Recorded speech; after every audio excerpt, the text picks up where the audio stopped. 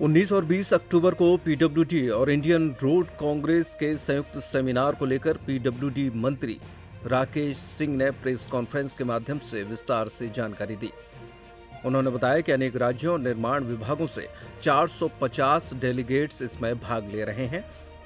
इसका उद्देश्य राज्य में इंफ्रास्ट्रक्चर डेवलपमेंट में नई तकनीक को बढ़ावा देना है। इस दौरान निर्माण प्रक्रिया को तेज, उच्च गुणवत्ता और कम बजट में इंफ्रा बढ़ाने पर फोकस होगा। उन्होंने कहा कि 10 महीने में पीडब्ल्यूडी की कार्यप्रणाली बदली है। डॉक्टर मोहन यादव के मार्गदर्शन में पारदर्शिता और जवाबदेही पर जोर दिया गया है। इसके लिए लोकपथ ऐप भी लॉन्च किया गया था। उन्होंने बताया कि लोकपथ ऐप पर आई शिकायतों के 95% का निराकरण हो गया। जिसका नहीं हुआ, उन संबंधित अधिकारियों पर कार्यवाही की गई है। उन्होंने कहा कि एनएचएआई की टेक्नोलॉजी को पीडब्ल्यूडी में लाने का निर्णय किया गया है, जिससे कि काम और भी व्यवस्थित ढंग से और तरीके से हो।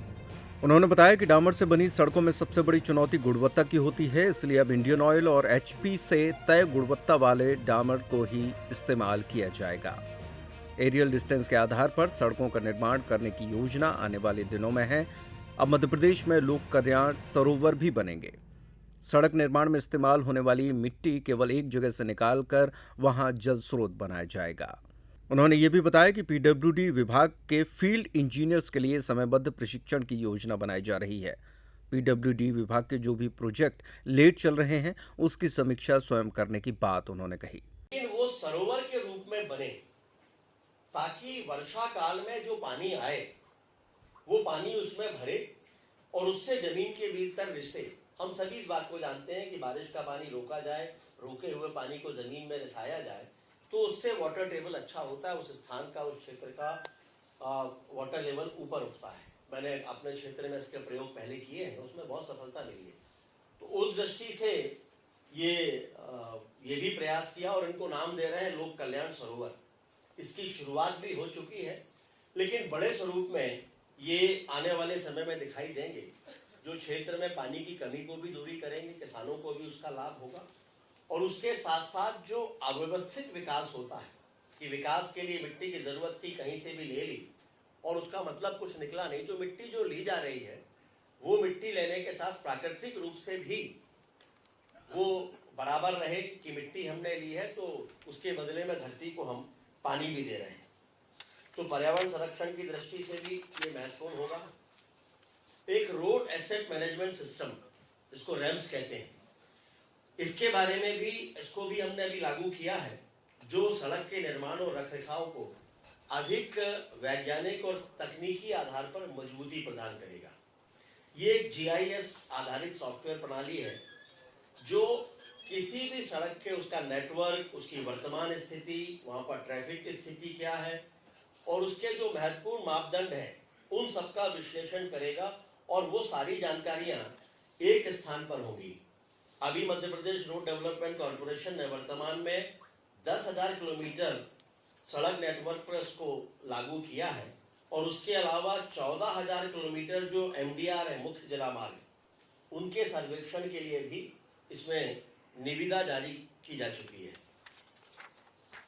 इसके साथ में एक इंटीग्रेटेड प्रोजेक्ट मैनेजमेंट सिस्टम आईपीएमएस, ताकि जो भी परियोजनाएं चल रही हैं उनके प्रबंधन को अधिक पारदर्शी बनाए, प्रभावी बनाए और उसके साथ साथ कोई भी निविदा जारी हुई है वहां से लेकर और उसके निर्माण से लेकर उस कार्य की समाप्ति तक, अगर संबंधित कॉन्ट्रैक्टर ने उसके लिए समय सीमा में वृद्धि की मांग की है तो वो भी उसके अंतर्गत उसमें प्रदर्शित होगा, ताकि किसी भी सड़क के बारे में प्रभावी जानकारियां उसके निर्माण से लेकर उसके रखरखाव तक विभाग के पास में रहेगी।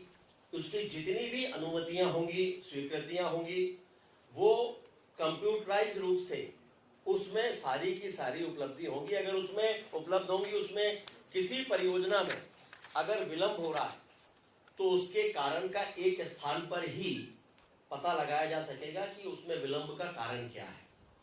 ये प्रक्रिया समय का भी बचत करेगी और साथ में ये भी सुनिश्चित करेगी कि जो निर्माण कार्य हो रहे हैं वो गुणवत्तापूर्ण हो और पारदर्शिता के साथ में हो। इसके साथ में अभी क्वालिटी को लेकर अभी क्वालिटी मॉनिटर्स तो नियुक्त किए हैं, लेकिन अभी मैं ऐसा मानता हूं इसको लेकर और भी अधिक काम करने की आवश्यकता है।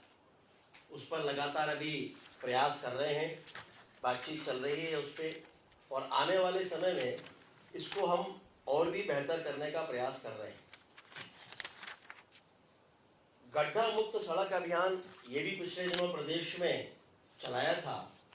मध्य प्रदेश के मुख्यमंत्री डॉक्टर मोहन यादव जी के मार्गदर्शन में विभाग ने एक व्यापक अभियान चलाया था, और ये अभियान जमीन पर कितना उतर रहा है, समय समय पर मीडिया के मित्रों के माध्यम से, मीडिया के माध्यम से भी खबरें आती रहती रही हैं कि कई जगह पर गड्ढे हैं जो भरे नहीं गए।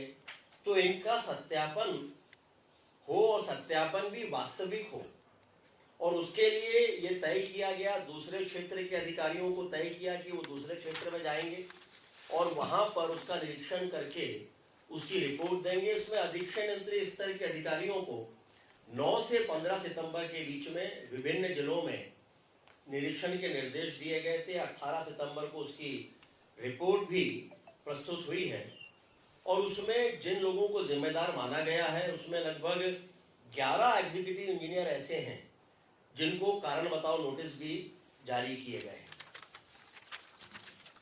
और उसके साथ साथ उन सड़कों के निर्माण में जो ठेकेदार हैं और जो परफॉर्मेंस गारंटी के तहत जो सड़कें हैं उनको भी नोटिस जारी किए हैं। उन सबके नाम भी हैं कि जिन जिन को भी नोटिस जारी किए हैं, ताकि भविष्य में इसकी पुनरावृत्ति ना हो, उसको वो ठीक करें। और इन नोटिस के जारी करने का मतलब मात्र कोई औपचारिकता नहीं है। विभाग इसको भी अब सुनिश्चित करने जा रहा है आने वाले समय में कि एक बार नोटिस देने के उपरांत भी अगर संबंधित अधिकारी या ठेकेदार के द्वारा सावधानी नहीं बरती गई तो उसके खिलाफ कड़ी कार्रवाई होगी। इसमें ब्लैकलिस्ट करने से लेकर उनकी परफॉर्मेंस गारंटी जब्त करने से लेकर और जो कुछ भी आवश्यक हो सकता है वो सब भी करेंगे। इसके साथ में विकास चूंकि एक प्रक्रिया है, और इस प्रक्रिया में तकनीकों का बड़ा महत्व है। देश और दुनिया में नई नई तकनीक सामने आती हैं, ईजाद होती हैं, लेकिन मध्य प्रदेश में वो समयानुसार आती रहें, इसके लिए अभी हमने तय किया। अभी हमने 3 ऐसे दल बनाए थे जो अलग राज्यों में बेस्ट प्रैक्टिसेस हैं उनका अध्ययन करने के लिए उनको भेजा था। उसमें तेलंगाना, महाराष्ट्र और NHAI यानी दिल्ली, इन 3 स्थानों पर हमारी ये टीमें गई थी, और जल्दी ही उनकी रिपोर्ट्स हमारे पास में अगले 2-3 दिनों में आ जाएंगी। उसमें उनके अनुभव काफ़ी अच्छे रहे हैं। जो अभियान दल गए थे वो उत्साहित हैं, उनको लगता है कि उनका जाना बहुत सार्थक रहा है, क्योंकि बहुत कुछ सीखने को भी मिला है, समझने को भी मिला है, और उसके आधार पर यहाँ पर अपनी कार्यप्रणाली को बेहतर बनाने में उनसे मदद मिलने वाली है। तो इस दृष्टि से भी ये भी काम हमने प्रारंभ किया है।